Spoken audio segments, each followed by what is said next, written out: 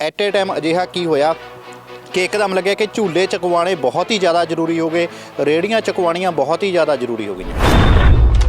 ਆਪਾਂ ਤਾਂ ਸਿਰਫ ਲਿਟਰੇਚਰ ਬਣਨਾ ਸੀਗਾ, ਪਰ ਨਾਲ ਦੇ ਸਿੰਘਾਂ ਦਾ ਸੀਗਾ ਕਿ ਇੱਥੇ ਕੁਝ ਝੂਲੇ ਲੱਗੇ ਹੋ ਆ, ਕੁਝ ਮੇਲੇ ਵਾਂਗੂ ਜ਼ਿਆਦਾ ਰਸ਼ ਪਿਆ ਹੋਇਆ ਆ ਤੇ ਜ਼ਿਆਦਾਤਰ ਲੋਕ ਜਿਹੜੇ ਉਹ ਬਾਜ਼ਾਰ ਦੇ ਵਿੱਚ ਘੁੰਮ ਰਹੇ ਸੀਗੇ। ਉੱਥੇ ਕੋਈ ਵੀ ਇਦਾਂ ਦਾ ਮਾਹੌਲ ਹੈ ਨਹੀਂ ਸੀਗਾ ਕਿ ਕੋਈ ਗੁਰਦੁਆਰਾ ਸਾਹਿਬ ਕੋਈ ਸੰਗਤ ਆਉਂਦੀ ਆ ਜਾਂ ਸਿਰ ਢਕੇ ਹੋਏ ਆ ਜਾਂ ਕੋਈ ਨਾਮ ਬਾਣੀ ਦਾ ਕੁਛ, ਉਹ ਬਹੁਤ ਜ਼ਿਆਦਾ ਜਿੱਦਾਂ ਆਮ ਸ਼ਹਿਰਾਂ ਦੇ ਵਿੱਚ ਰੌਲਾ ਰੱਪਾ ਭੀੜ ਹੁੰਦੀ ਹੈ ਇਸ ਤਰ੍ਹਾਂ ਦਾ ਸੀਗਾ। ਜਿਹੜਾ ਜ਼ਿਆਦਾ ਰਸ਼ ਪਿਆ ਹੋਇਆ ਝੂਲਿਆਂ ਦੇ ਆਲੇ ਦੁਆਲੇ ਪਿਆ ਹੋਇਆ ਕਿ ਜਿਹੜੇ ਬੱਚਿਆਂ ਨੇ, ਜਿਹੜੇ ਮਾਪੇ ਆਪਣੇ ਬੱਚਿਆਂ ਨੂੰ ਲੈ ਕੇ ਆਉਂਦੇ ਆ, ਜਿਨ੍ਹਾਂ ਨੇ ਇਤਿਹਾਸ ਬਾਰੇ ਜਿਹਨਾਂ ਨੂੰ ਸਮਝ ਪੈਣੀ ਹੈ, ਕੁਛ ਸਿਖਾਉਣਾ ਹੈ, ਕਿ ਉਹ ਤਾਂ ਝੂਲਿਆਂ ਦੇ ਦੁਆਲੇ ਘੁੰਮੀ ਜਾਂਦੇ ਵੀ। ਇਹ ਤਾਂ ਰਲਾ ਮਿਲਾ ਕੇ ਇੱਕ ਜਾਣੀ ਕਿ ਮੇਲਾ ਬਣਾ ਦਿੱਤਾ ਗਿਆ। ਉਹ ਕੋਈ ਇੱਕ ਬੰਦੇ ਦਾ ਫੈਸਲਾ ਨਹੀਂ ਸੀਗਾ, ਉਹ ਸਿੰਘਾਂ ਦਾ ਇੱਕ ਰਲਮਾ ਜਿੱਦਾਂ ਸਿੱਖਾਂ 'ਚ ਫੈਸਲਾ ਲਿਆ ਜਾਂਦਾ ਕਿ ਸਾਰਿਆਂ ਦੀ ਸਹਿਮਤੀ ਵਾਲਾ ਫੈਸਲਾ ਸੀਗਾ। ਅਤੇ ਉਹ ਵੀ ਮਤਲਬ ਕੋਈ ਇੱਦਾਂ ਨਹੀਂ ਸੀਗਾ ਕਿ ਜਾ ਕੇ ਝੂਲਿਆਂ ਵਾਲਿਆਂ ਨੂੰ ਉੱਥੋਂ ਕੁੱਟ ਕੇ ਜਾਂ ਭਜਾ ਕੇ ਜਾਂ ਦੁਕਾਨਾਂ ਵਾਲਿਆਂ ਨੂੰ ਉੱਥੋਂ ਚੁਕਵਾ ਦੇਣੀਆਂ ਦੁਕਾਨਾਂ, ਕੁਛ ਇੱਦਾਂ ਦਾ ਨਹੀਂ ਸੀਗਾ। ਉਹਦੇ ਵਿੱਚ ਵੀ ਬੜਾ ਤਰਤੀਬ ਵਾਈਜ਼ ਸੀਗਾ ਕਿ ਪਹਿਲਾਂ ਮੈਨੇਜਮੈਂਟ ਨੂੰ ਮਿਲਿਆ ਜਾਵੇ ਅਤੇ ਫਿਰ ਜਦ ਆਪਾਂ ਉਹਨਾਂ ਨਾਲ ਗੱਲ ਕੀਤੀ, ਉਹਨਾਂ ਨੇ ਸਾਨੂੰ ਦੱਸਿਆ ਕਿ ਇਹ ਮੰਡੀ ਦੀ ਜਗ੍ਹਾ ਆ, ਮੰਡੀ ਬੋਰਡ ਵਾਲਿਆਂ ਦੀ। ਅਤੇ ਉਹਨਾਂ ਨੇ ਜਿਹੜਾ ਮੰਡੀ ਬੋਰਡ ਦੇ ਜਿਹਨੇ ਟੈਂਡਰ ਭਰਿਆ ਹੁੰਦਾ ਆ ਕਿ ਆਪਾਂ ਉਹਦੇ ਕੋਲੋਂ ਜਗ੍ਹਾ ਲਈ ਹੈ ਪੈਸਿਆਂ 'ਤੇ। ਇੱਕ ਠੇਕੇਦਾਰ ਨੇ 30,000 ਰੁਪਈਆ ਦਿੱਤਾ ਸੀਗਾ ਅਤੇ ਇੱਕ ਨੇ 40,000 ਰੁਪਈਆ। ਤਾਂ ਦਿਖਾਇਆ ਜਾ ਰਿਹਾ ਵੀ ਉਹ ਜੀ ਗੁੰਡਿਆਂ ਨੇ ਚੁਕਾਤੇ ਜਾਂ ਸਿੰਘਾਂ ਨੇ ਨਿਹੰਗਾਂ ਨੇ ਚੁਕਾਤੇ, ਬਈ ਯਕਦਮ ਆ ਕੇ ਕੁਛ ਇੱਦਾਂ ਦਾ ਹੋ ਗਿਆ। ਨਾ ਉਹ ਇੱਦਾਂ ਦਾ ਕੁਛ ਨਹੀਂ ਸੀਗਾ, ਉਹ ਬੜਾ ਤਰਤੀਬ ਵਾਈਜ਼ ਸੀਗਾ। ਇੱਕੋ ਹੀ ਸਵਾਲ ਆ ਲੋਕਾਂ ਦਾ ਵੀ, ਸੰਗਤ ਦਾ ਵੀ ਇੱਕਦਮ ਅਜਿਹਾ ਕਰਨ ਦੀ ਲੋੜ ਕਿਉਂਕਿ ਜੇ ਪਹਿਲਾਂ ਕਿਉਂ ਨਹੀਂ ਇਹਦੇ ਉੱਤੇ ਕਾਰਵਾਈ ਕੀਤੀ ਗਈ, ਪਹਿਲਾਂ ਕਿਉਂ ਨਹੀਂ ਮੈਨੇਜਮੈਂਟ ਨੂੰ ਮਿਲਿਆ ਗਿਆ, ਪਹਿਲਾਂ ਉਹਨਾਂ ਨੂੰ ਕਿਉਂ ਨਹੀਂ ਚੇਤਾਵਨੀਆਂ ਦਿੱਤੀਆਂ ਗਈਆਂ, ਕਿਉਂਕਿ ਉਹ ਲੱਖਾਂ ਰੁਪਏ ਖਰਚ ਕਰਕੇ ਵੀ ਝੂਲੇ ਵਾਲੇ ਆਏ। ਆਪਾਂ ਕਦੇ ਆਪ ਇੱਦਾਂ ਕਦੇ ਝੂਲਿਆਂ ਵੱਲ ਧਿਆਨ ਹੀ ਨਹੀਂ ਦਿੱਤਾ ਅਤੇ ਜ਼ਿਆਦਾ ਆਪਾਂ ਫਤਿਹਗੜ੍ਹ ਸਾਹਿਬ ਜਾਈਦਾ ਆ, ਉੱਥੇ ਮੈਨੂੰ ਲੱਗਦਾ ਝੂਲੇ ਹੁੰਦੇ ਨਹੀਂ ਪਹਿਲਾਂ ਤੋਂ ਹੀ, ਅਤੇ ਜਾ ਕੇ ਮੱਥਾ ਟੇਕੀਦਾ ਅਤੇ ਆ ਜਾਈਦਾ ਹੈ ਨਾ। ਇਹ ਘਟਨਾ ਇਹ ਭੱਠਾ ਸਾਹਿਬ ਦੀ ਹੈ। ਭੱਠਾ ਸਾਹਿਬ ਦੇ ਗੁਰਦੁਆਰਾ ਦੇ ਸਾਹਮਣੇ ਬਿਲਕੁਲ ਮੰਡੀ ਹੈ। ਉਹ ਬਿਲਕੁਲ ਗੁਰਦੁਆਰਾ ਸਾਹਿਬ ਦੇ ਬਿਲਕੁਲ ਦਰਵਾਜ਼ੇ ਤੋਂ, ਜਿਹੜਾ ਮੇਨ ਦਰਵਾਜ਼ਾ ਜਾਂ ਅਸਲ ਰਸਤਾ ਜਿਹੜਾ ਆਉਂਦਾ ਆ, ਉਹਦੇ ਨਾਲ ਹੀ ਮੰਡੀ ਦੀ ਜਗ੍ਹਾ ਆ। ਉੱਥੋਂ ਹੀ ਸ਼ੁਰੂ ਹੋ ਜਾਂਦਾ ਮੇਲਾ, ਪਿੱਛੋਂ ਚੱਲਦਾ ਆਉਂਦਾ ਬਿਲਕੁਲ ਦਰਵਾਜ਼ੇ ਤੱਕ ਆਉਂਦਾ। ਅਤੇ ਚਮਕੌਰ ਸਾਹਿਬ ਵੀ ਆਪਾਂ ਦੇਖਿਆ ਆ, ਉੱਥੇ ਵੀ ਕਾਫੀ ਜਗ੍ਹਾ ਹੈਗੀ ਗੁਰਦੁਆਰਾ ਸਾਹਿਬ ਦੀ ਜਿਹੜੀ ਕਿ ਜਿੱਥੇ ਨੇੜੇ ਮੇਲਾ ਨਹੀਂ ਲੱਗਦਾ।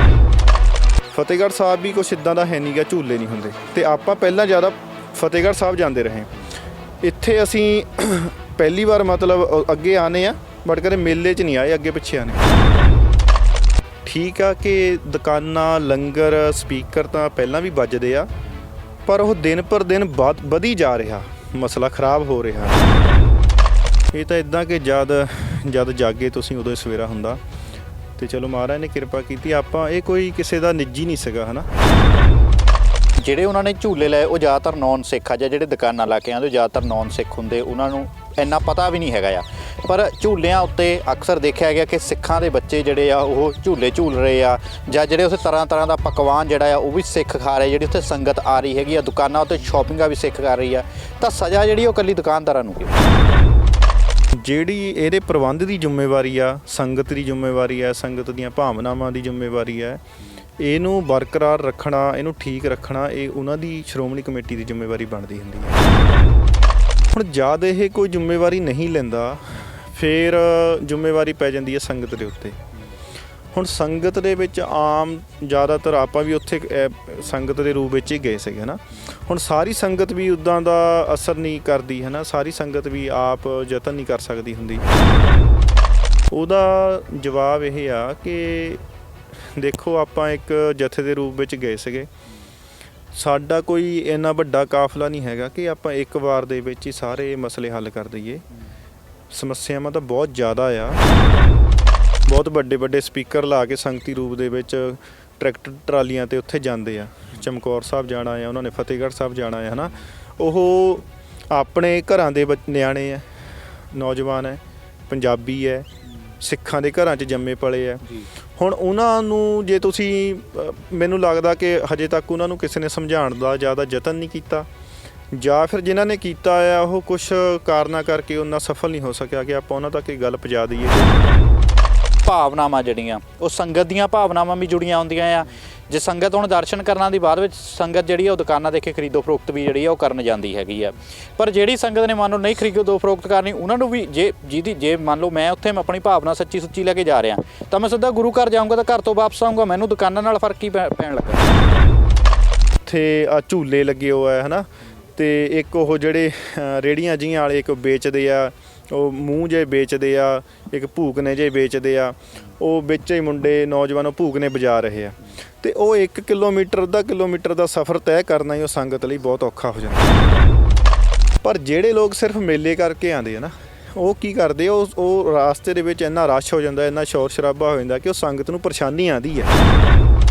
ਜੇ ਇਸ ਵਾਰ ਉਹ ਝੂਲੇ ਉਹਨਾਂ ਨੂੰ ਵਾਰਨਿੰਗ ਦੇ ਕੇ ਵੀ ਛੱਡਿਆ ਜਾ ਸਕਦਾ ਸੀ, ਕਿਉਂਕਿ ਪਹਿਲਾਂ ਵੀ ਜਿਹੜੇ ਝੂਲੇ ਲੱਗਦੇ ਆਉਂਦੇ ਆ, ਪਹਿਲਾਂ ਵੀ ਦੁਕਾਨਾਂ ਲੱਗਦੀਆਂ ਆਣੀਆਂ, ਪਰ ਜਦੋਂ ਇੰਨਾ ਲੱਖਾਂ ਦਾ ਖਰਚਾ ਕਰਕੇ ਇੱਥੇ ਪਹੁੰਚ ਗਏ ਤਾਂ ਲੱਗਦਾ ਨਹੀਂ ਵੀ ਇੱਕ ਵਾਰੀ ਵਾਰਨਿੰਗ ਦੇ ਕੇ ਛੱਡਿਆ ਜਾ ਸਕਦਾ ਸੀ ਉਹਨਾਂ ਨੂੰ, ਜਾਂ ਫਿਰ ਅਗਲੀ ਵਾਰ ਇਹਦੇ ਚੰਗੇ ਪ੍ਰਬੰਧ ਜਿਹੜੇ ਉਹ ਪਹਿਲਾਂ ਕੀਤੇ ਜਾ ਸਕਦੇ। ਉਹਦੇ ਵਿੱਚ ਜਾਂ ਆਪਾਂ ਉਹਨਾਂ ਦੇ ਪੈਸੇ ਮੁੜਵਾ ਦਿੱਤੇ ਜਿਹੜੇ ਉਹਨਾਂ ਨੇ ਦਿੱਤੇ ਸੀ, ਉਹਨਾਂ ਨੇ ਬਾਅਦ ਚੋਂ ਕਿਹਾ ਕਿ ਸਾਡੇ ਕੁਝ ਗੱਡੀਆਂ ਦੇ ਖਰਚੇ ਰਹਿ ਗਏ ਹਨਾ, ਤੇ ਆਪਾਂ ਉਹਨਾਂ ਨੂੰ ਝੂਲੇ ਦਾ ਦੇਖੋ ਸਰਖਰੇ ਬੰਦ ਹੋਣੇ ਚਾਹੀਦੇ ਉਸ ਤੇ ਦੁਕਾਨਾਂ ਜਿਹੜੀਆਂ ਹੈਗੀਆਂ ਉਹ ਚੁਕਾਈਆਂ ਨਹੀਂ ਹੈਗੀਆਂ, ਬੰਦ ਨਹੀਂ ਕਰਵਾਈਆਂ। ਉਹ ਆਪਾਂ ਸਿਰਫ 200 ਮੀਟਰ ਪਿੱਛੇ ਮੰਡੀ ਹੈ, ਆਪਾਂ ਉਹਨਾਂ ਨੂੰ ਕਿਹਾ ਵੀ ਤੁਸੀਂ ਇਹ ਦੁਕਾਨਾਂ ਚੱਕ ਕੇ ਮੰਡੀ 'ਚ ਲੈ ਜਾਓ, ਵੀ ਜਿਹੜੇ ਮੇਲਾ ਦੇਖਣ ਆ ਰਹੇ, ਜਿਹੜੇ ਸਿਰਫ ਬਾਜ਼ਾਰ ਕਰਕੇ ਆ ਰਹੇ, ਉਹਨਾਂ ਨੇ ਉੱਥੇ 200 ਮੀਟਰ ਤੇ ਪਹੁੰਚ ਜਾਣਾ। ਪਰ ਵੀਡੀਓ ਵਿੱਚ ਇੱਦਾਂ ਵੀ ਦੇਖਿਆ ਗਿਆ ਕਿ ਜਿਹੜੇ ਸਿੱਖ ਸਰਦਾਰ ਵੀ ਸੀਗੇ ਜਿਹੜੇ ਦੁਕਾਨਾਂ ਲੈ ਕੇ ਬੈਠੇ, ਤੁਸੀਂ ਉਹਨਾਂ ਨੂੰ ਝਟਕੇ ਮਾਰਦੇ ਵੀ ਨਜ਼ਰ ਆਏ ਵੀ ਦੁਕਾਨਾਂ ਚੱਕ ਲਓ ਇੱਥੋਂ।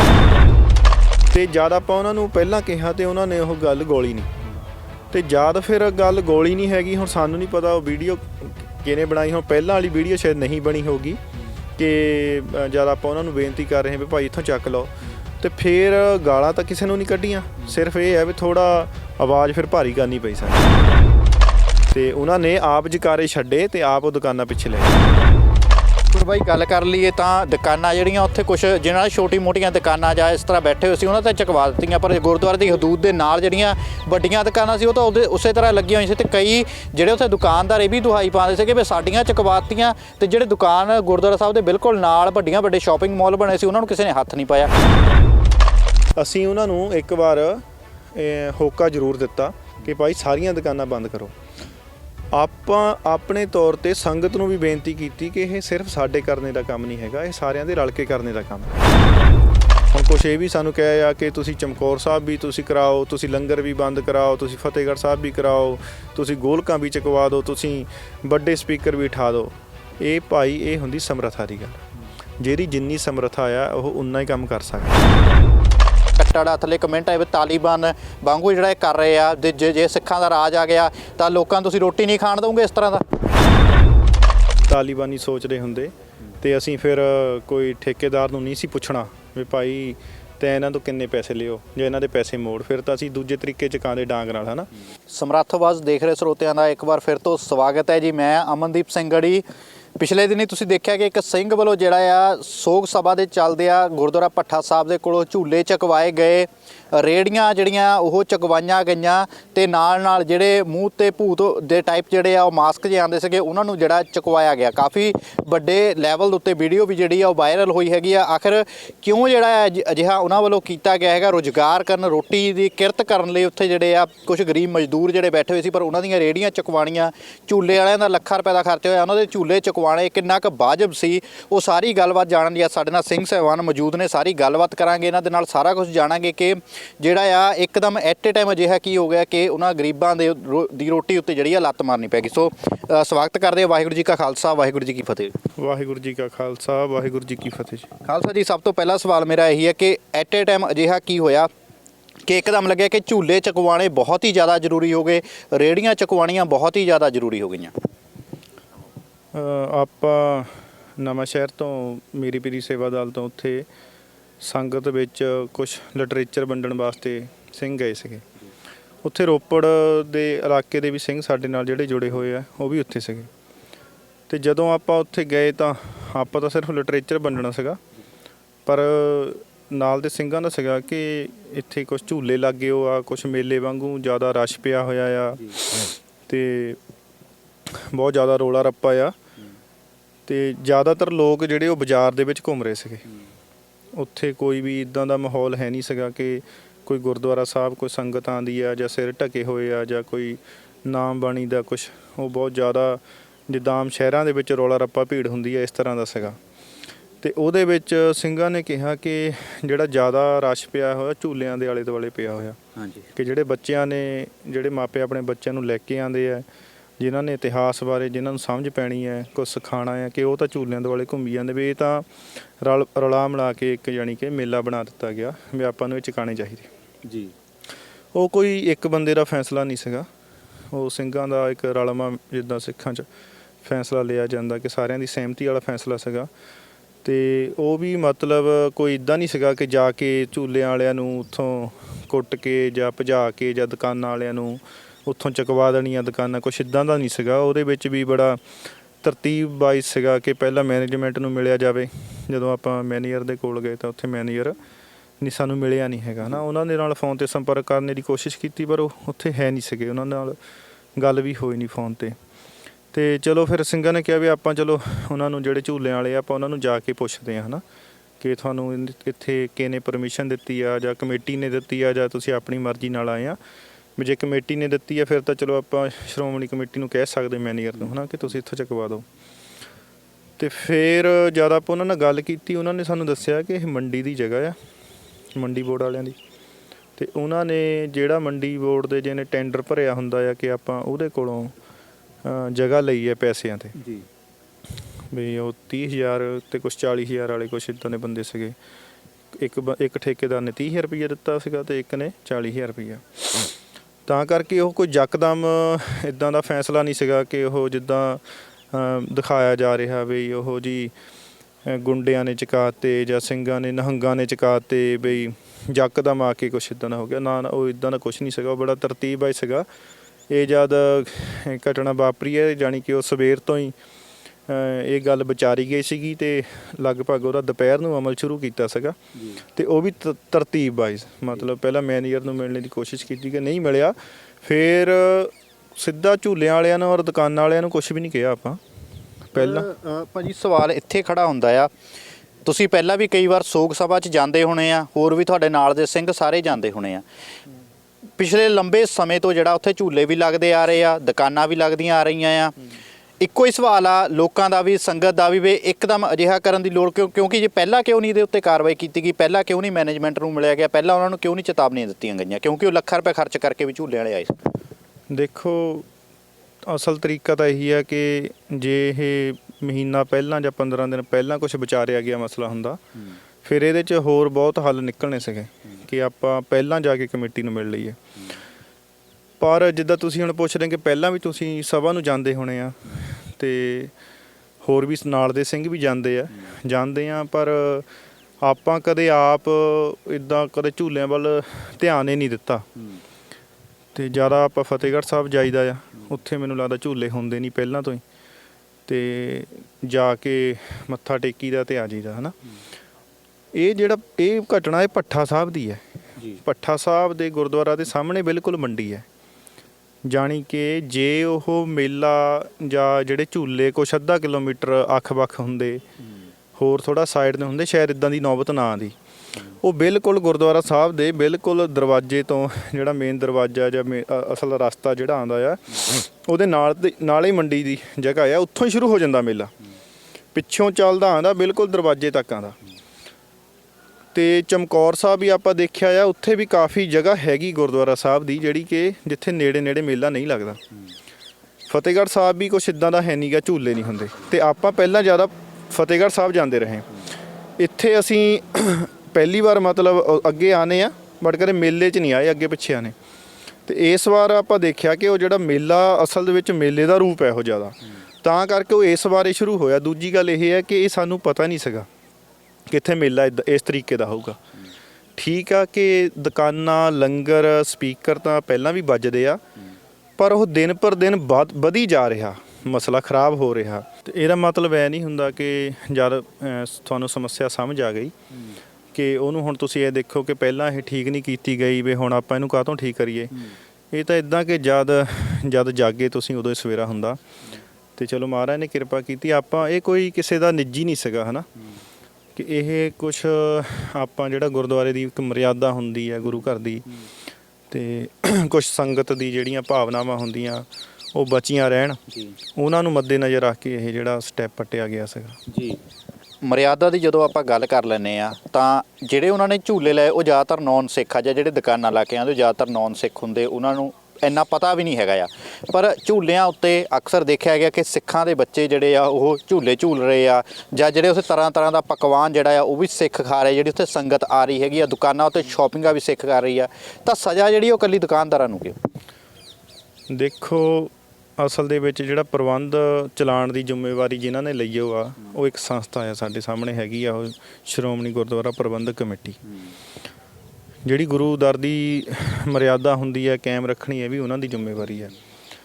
ਤੇ ਜਿਹੜਾ ਇਹ ਪ੍ਰੋਗਰਾਮ ਹੈ, ਇੱਕ ਮਤਲਬ ਆਪਾਂ ਇਹਨੂੰ ਹੁਣ ਪ੍ਰੋਗਰਾਮ ਦਾ ਨਾਮ ਦੇ ਰਹੇ ਹਾਂ ਨਾ, ਜਾਂ ਆਪਾਂ ਕਹਿ ਲਈਏ ਕਿ ਸ਼ਹੀਦੀ ਜੋੜ ਮੇਲੇ ਦਾ ਇਹ ਇੱਕ ਸਮਾਗਮ ਹੈ ਵੱਡਾ, ਜਿਹੜੀ ਇਹਦੇ ਪ੍ਰਬੰਧ ਦੀ ਜ਼ਿੰਮੇਵਾਰੀ ਆ, ਸੰਗਤ ਦੀ ਜ਼ਿੰਮੇਵਾਰੀ ਹੈ, ਸੰਗਤ ਦੀਆਂ ਭਾਵਨਾਵਾਂ ਦੀ ਜ਼ਿੰਮੇਵਾਰੀ ਹੈ, ਇਹਨੂੰ ਬਰਕਰਾਰ ਰੱਖਣਾ, ਇਹਨੂੰ ਠੀਕ ਰੱਖਣਾ, ਇਹ ਉਹਨਾਂ ਦੀ ਸ਼੍ਰੋਮਣੀ ਕਮੇਟੀ ਦੀ ਜ਼ਿੰਮੇਵਾਰੀ ਬਣਦੀ ਹੁੰਦੀ ਆ।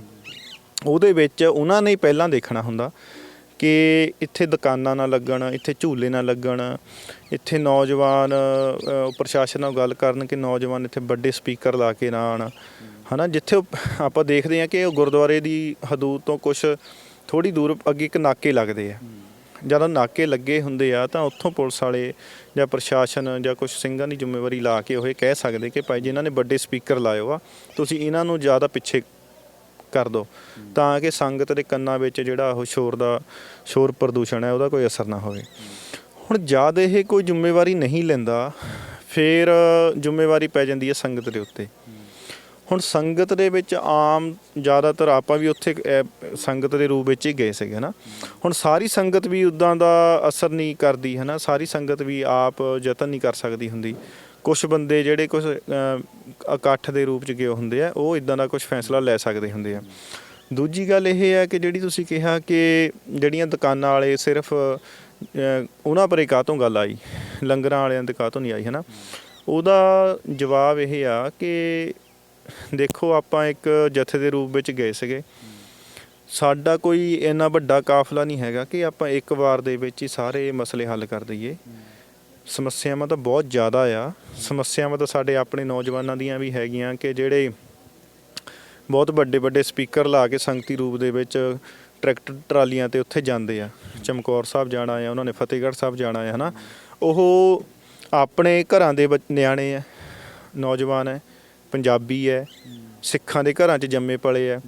ਹੁਣ ਉਹਨਾਂ ਨੂੰ ਜੇ ਤੁਸੀਂ, ਮੈਨੂੰ ਲੱਗਦਾ ਕਿ ਹਜੇ ਤੱਕ ਉਹਨਾਂ ਨੂੰ ਕਿਸੇ ਨੇ ਸਮਝਾਉਣ ਦਾ ਜ਼ਿਆਦਾ ਯਤਨ ਨਹੀਂ ਕੀਤਾ, ਜਾਂ ਫਿਰ ਜਿਨ੍ਹਾਂ ਨੇ ਕੀਤਾ ਆ ਉਹ ਕੁਛ ਕਾਰਨਾਂ ਕਰਕੇ ਉਹਨਾਂ ਸਫਲ ਨਹੀਂ ਹੋ ਸਕਿਆ ਕਿ ਆਪਾਂ ਉਹਨਾਂ ਤੱਕ ਇਹ ਗੱਲ ਪਹੁੰਚਾ ਦਈਏ ਕਿ ਭਾਈ ਇਹ ਜਿਹੜੇ ਦਿਨ ਹੈ ਇਹ ਤਾਂ ਉਹ ਅਹਿਸਾਸ ਕਰਨ ਦੇ ਦਿਨ ਹੈ, ਉਹਨੂੰ ਮਹਿਸੂਸ ਕਰਨ ਦੇ ਦਿਨ ਹੈ ਨਾ। ਉਹ ਪਲਾਂ ਨੂੰ ਆਪਣੇ ਹਿਰਦਿਆਂ ਉੱਤੇ ਮਹਿਸੂਸ ਕਰਨ ਦੇ ਉਹ ਜਿਹੜੇ ਉਹ ਸਮਾਂ ਆ, ਅਤੇ ਇਹਦੇ ਵਿੱਚ ਕੋਈ ਰੌਲਾ ਰੱਪਾ, ਕੋਈ ਸ਼ੋਰ ਸ਼ਰਾਬਾ ਨਹੀਂ ਕਰੀਦਾ ਹੁੰਦਾ। ਹੁਣ ਆਪਾਂ ਉਹਨਾਂ ਨੂੰ ਨਹੀਂ ਉਨਾ ਸਮਝਾ ਸਕੇ, ਜਾਂ ਸਾਡੀਆਂ ਜਥੇਬੰਦੀਆਂ ਦੀਆਂ ਕੁਛ ਜਿਹੜੇ ਮੋਹਤਬਾਰ ਸਾਡੇ ਆਗੂ ਹੈ ਉਹਨਾਂ ਨੇ ਕੋਸ਼ਿਸ਼ ਕੀਤੀ ਵੀ ਹੋਊਗੀ, ਜਾਂ ਉਹ ਇੰਨੀ ਸਫਲ ਨਹੀਂ ਹੋਈ। ਪਰ ਗੱਲ ਭਾਜੀ ਉੱਥੇ ਆ ਜਾਂਦੀ ਕਿ ਜਿਵੇਂ ਤੁਸੀਂ ਕਿਹਾ ਕਿ ਭਾਵਨਾਵਾਂ ਜਿਹੜੀਆਂ ਉਹ ਸੰਗਤ ਦੀਆਂ ਭਾਵਨਾਵਾਂ ਵੀ ਜੁੜੀਆਂ ਹੁੰਦੀਆਂ ਆ। ਜੇ ਸੰਗਤ ਹੁਣ ਦਰਸ਼ਨ ਕਰਨ ਦੀ ਬਾਅਦ ਵਿੱਚ ਸੰਗਤ ਜਿਹੜੀ ਆ ਉਹ ਦੁਕਾਨਾਂ ਦੇ ਕੇ ਖਰੀਦੋ ਫਰੋਖਤ ਵੀ ਜਿਹੜੀ ਆ ਉਹ ਕਰਨ ਜਾਂਦੀ ਹੈਗੀ ਆ। ਪਰ ਜਿਹੜੀ ਸੰਗਤ ਨੇ ਮੰਨ ਲਓ ਨਹੀਂ ਖਰੀਦੋ ਫਰੋਖਤ ਕਰਨੀ, ਉਹਨਾਂ ਨੂੰ ਵੀ ਜੇ ਮੰਨ ਲਓ ਮੈਂ ਉੱਥੇ ਆਪਣੀ ਭਾਵਨਾ ਸੱਚੀ ਸੁੱਚੀ ਲੈ ਕੇ ਜਾ ਰਿਹਾ, ਤਾਂ ਮੈਂ ਸਿੱਧਾ ਗੁਰੂ ਘਰ ਜਾਊਂਗਾ ਤਾਂ ਘਰ ਤੋਂ ਵਾਪਸ ਆਊਂਗਾ, ਮੈਨੂੰ ਦੁਕਾਨਾਂ ਨਾਲ ਫਰਕ ਕੀ ਪੈਣ ਲੱਗਾ? ਤੁਸੀਂ ਥੋੜ੍ਹਾ ਆਪ ਕਦੇ ਧਿਆਨ ਨਾਲ ਦੇਖਿਓ ਕਿ ਗੁਰਦੁਆਰੇ ਦੀ ਹਦੂਦ ਤੋਂ ਅੱਧਾ ਕਿਲੋਮੀਟਰ ਤੋਂ ਪਹਿਲੇ ਮੇਲਾ ਸ਼ੁਰੂ ਹੋ ਜਾਂਦਾ, ਜਿੱਥੇ ਕਾਰ ਪਾਰਕਿੰਗ ਵਗੈਰਾ ਹੁੰਦੀ, ਉੱਥੋਂ ਸੰਗਤ ਤੁਰ ਕੇ ਜਾਂਦੀ ਹੈ ਨਾ। ਹੁਣ ਇੱਕ ਪਰਿਵਾਰ ਮੰਨ ਲਓ ਆਪਣੇ ਘਰ ਤੋਂ ਚੱਲਿਆ, ਗੁਰੂ ਨਮਸਕਾਰ ਕਰਨ ਚੱਲਿਆ, ਉਹ ਅਹਿਸਾਸ ਕਰਨ ਚੱਲਿਆ ਹੈ ਨਾ ਸ਼ਹੀਦੀ ਦਿਨਾਂ ਦੇ, ਅਤੇ ਜਦ ਉਹ ਕਿਲੋਮੀਟਰ ਦੇ ਦਾਇਰੇ ਵਿੱਚ ਆਉਂਦਾ ਅਤੇ ਉੱਥੇ ਉਹ ਪਿੱਛੋਂ ਬੜੀ ਭਾਵਨਾ ਨਾਲ ਆਉਂਦਾ, ਕੋਈ ਨਾਮ ਜਪਦੇ ਆਉਂਦੇ ਹੈ ਨਾ, ਮਹਿਸੂਸ ਕਰਦੇ ਆਉਂਦੇ, ਅਤੇ ਉੱਥੇ ਆ ਕੇ ਉਹ ਦੇਖਦੇ ਆ ਕਿ ਬਹੁਤ ਵੱਡੇ ਵੱਡੇ ਸਪੀਕਰ ਲੱਗੇ ਉਹ ਲੰਗਰਾਂ 'ਤੇ, ਰੌਲਾ ਰੱਪਾ, ਮੁੰਡੇ ਆਪਣਾ ਵੱਡੇ ਟਰੈਕਟਰਾਂ 'ਤੇ ਸਪੀਕਰ ਲੱਗੇ ਹੋ ਆ, ਉੱਥੇ ਦੁਕਾਨਾਂ ਲੱਗੀਆਂ ਵਾ ਸਾਜੋ ਸਮਾਨ ਦੀਆਂ, ਕੱਪੜੇ ਦੀਆਂ, ਇੱਕ ਮਤਲਬ ਬੀਬੀਆਂ ਦਾ ਮੇਕਅਪ ਟਾਈਪ ਦਾ ਸਮਾਨ, ਕੋਈ ਗਹਿਣਿਆਂ ਦੀਆਂ, ਕੋਈ ਕੁਛ ਹੈ ਨਾ। ਅਤੇ ਉੱਥੇ ਆ ਝੂਲੇ ਲੱਗੇ ਹੋਏ ਹੈ ਨਾ। ਅਤੇ ਇੱਕ ਉਹ ਜਿਹੜੇ ਰੇਹੜੀਆਂ ਜਿਹੀਆਂ ਵਾਲੇ ਇੱਕ ਵੇਚਦੇ ਆ, ਉਹ ਮੂੰਹ ਜਿਹੇ ਵੇਚਦੇ ਆ, ਇੱਕ ਭੂਕਨੇ ਜਿਹੇ ਵੇਚਦੇ ਆ, ਉਹ ਵਿੱਚ ਹੀ ਮੁੰਡੇ ਨੌਜਵਾਨ ਉਹ ਭੂਕਨੇ ਵਜਾ ਰਹੇ ਆ।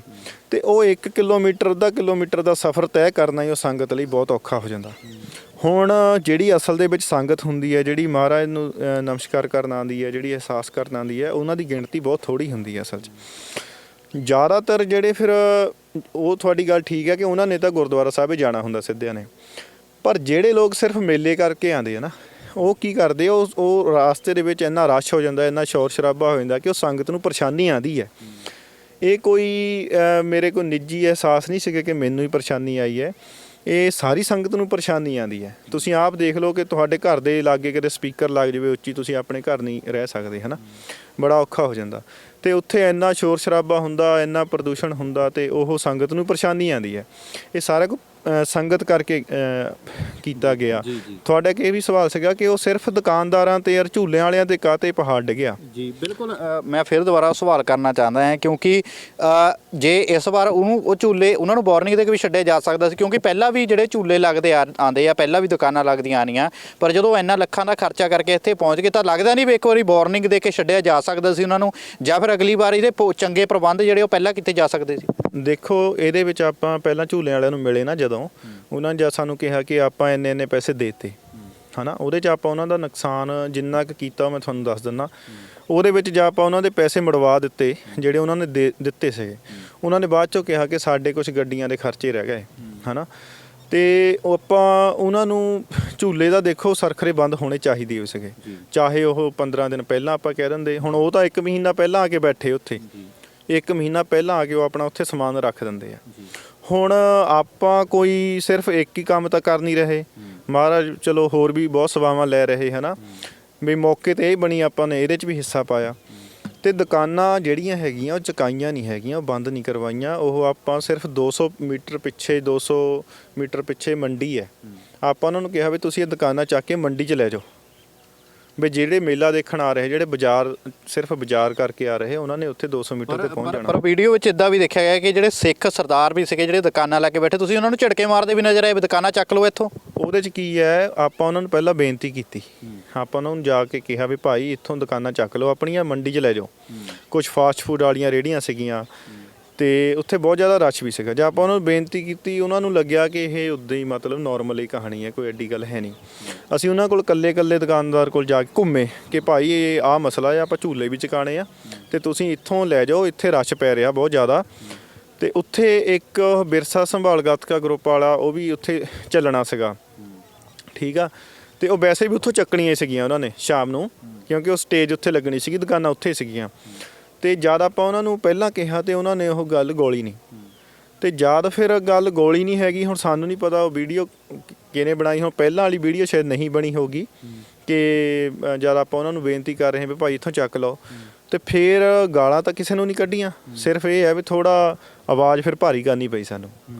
ਹਾਂ, ਅਤੇ ਉਹਨਾਂ ਨੇ ਚੱਕ ਵੀ ਲਈਆਂ ਅਤੇ ਆਪਾਂ ਉਹਨਾਂ ਦੇ ਨਾਲ ਜਦ ਖੜ੍ਹ ਕੇ ਗੱਲਬਾਤ ਕੀਤੀ, ਉਹਨਾਂ ਨੇ ਕਿਹਾ ਵੀ ਭਾਈ ਸਾਡੀਆਂ ਨਾ ਚੁਕਾਓ। ਅਸੀਂ ਉਹਨਾਂ ਨੂੰ ਕਿਹਾ, ਉਹਨਾਂ ਨੂੰ ਗੱਲ ਸਮਝਾਈ ਕਿ ਇਹ ਭਾਈ ਇਹ ਸੰਗਤ ਦੀ ਭਾਵਨਾਵਾਂ ਨੂੰ ਬਚਾਉਣ ਦੇ ਕਰਕੇ ਕਰ ਰਹੇ ਹਾਂ, ਅਤੇ ਉਹਨਾਂ ਨੇ ਆਪ ਜਕਾਰੇ ਛੱਡੇ ਅਤੇ ਆਪ ਉਹ ਦੁਕਾਨਾਂ ਪਿੱਛੇ ਲੈ ਗਏ। ਪਰ ਬਾਈ ਗੱਲ ਕਰ ਲਈਏ ਤਾਂ ਦੁਕਾਨਾਂ ਜਿਹੜੀਆਂ ਉੱਥੇ ਕੁਛ ਜਿਹਨਾਂ ਨਾਲ ਛੋਟੀ ਮੋਟੀਆਂ ਦੁਕਾਨਾਂ ਜਾਂ ਇਸ ਤਰ੍ਹਾਂ ਬੈਠੇ ਹੋਏ ਸੀ ਉਹਨਾਂ 'ਤੇ ਚੁਕਵਾ ਦਿੱਤੀਆਂ, ਪਰ ਗੁਰਦੁਆਰੇ ਦੀ ਹਦੂਦ ਦੇ ਨਾਲ ਜਿਹੜੀਆਂ ਵੱਡੀਆਂ ਦੁਕਾਨਾਂ ਸੀ ਉਹ ਤਾਂ ਉਸੇ ਤਰ੍ਹਾਂ ਲੱਗੀਆਂ ਹੋਈਆਂ ਸੀ। ਅਤੇ ਕਈ ਜਿਹੜੇ ਉੱਥੇ ਦੁਕਾਨਦਾਰ ਇਹ ਵੀ ਦੁਹਾਈ ਪਾਉਂਦੇ ਸੀਗੇ ਵੀ ਸਾਡੀਆਂ ਚੁਕਵਾਤੀਆਂ, ਅਤੇ ਜਿਹੜੇ ਦੁਕਾਨ ਗੁਰਦੁਆਰਾ ਸਾਹਿਬ ਦੇ ਬਿਲਕੁਲ ਨਾਲ ਵੱਡੇ ਸ਼ਾਪਿੰਗ ਮਾਲ ਬਣੇ ਸੀ ਉਹਨਾਂ ਨੂੰ ਕਿਸੇ ਨੇ ਹੱਥ ਨਹੀਂ ਪਾਇਆ। ਕੀ ਗੱਲ ਸੀਗੀ ਉੱਥੇ ਹੱਥ ਪਾਉਣਾ ਕਿਉਂ ਨਹੀਂ ਜ਼ਰੂਰੀ ਸਮਝਿਆ? ਕੀ ਲੱਗਦਾ ਕਿ ਵੱਡੇ ਧਨਾੜ ਸੀਗੇ ਜਾਂ ਉੱਥੇ ਪੰਗਾ ਜ਼ਿਆਦਾ ਤੁਹਾਨੂੰ ਲੱਗਦਾ ਵੀ ਵੱਡੇ ਧਨਾੜ ਆ ਤਾਂ ਨਹੀਂ ਉਹਨਾਂ ਨੂੰ ਹੱਥ ਪਾ ਹੋਇਆ? ਨਹੀਂ, ਇੱਦਾਂ ਦੀ ਤਾਂ ਕੋਈ ਗੱਲ ਨਾ ਸੀਗੀ। ਆਪਾਂ ਸੀਗੇ ਲਗਭਗ 10 ਤੋਂ 15 ਜਾਣੇ।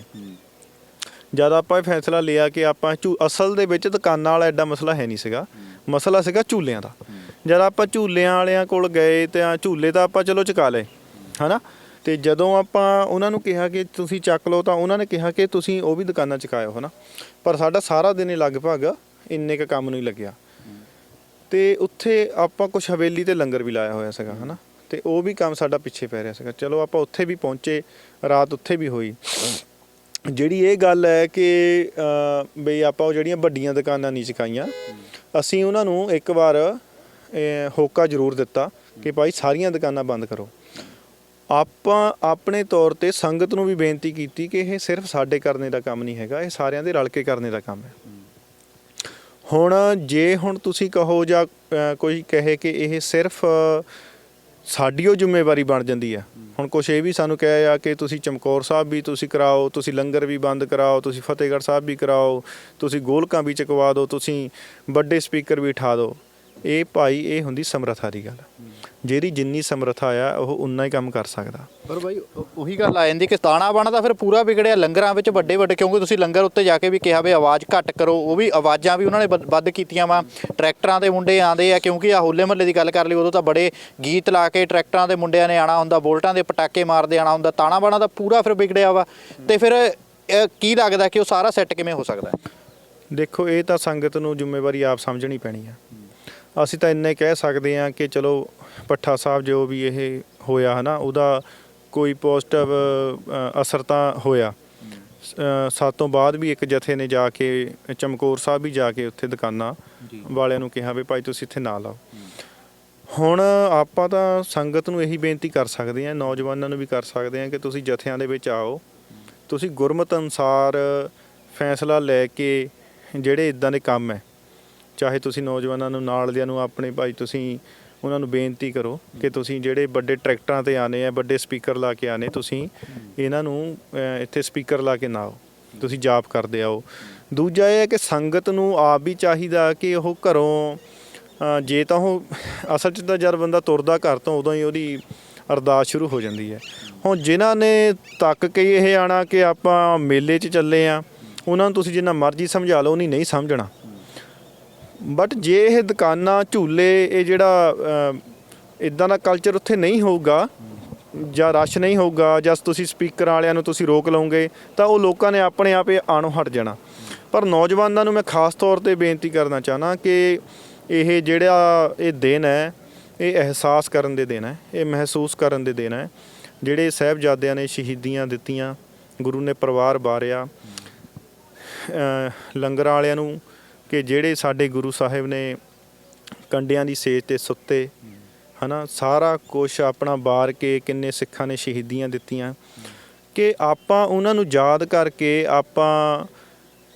ਆਪਾਂ ਸਿੱਖੀ ਦਾ ਜਿਹੜਾ ਮੂਲ ਹੈ ਆਪਾਂ ਉਹਨੂੰ ਸਮਝਣਾ ਆ, ਜਾਂ ਆਪਾਂ ਵੱਡੇ ਸਪੀਕਰ ਲਾ ਕੇ ਉੱਥੇ ਟੌਰ ਕੱਢ ਕੇ ਆਉਣਾ ਆ, ਹੈ ਨਾ।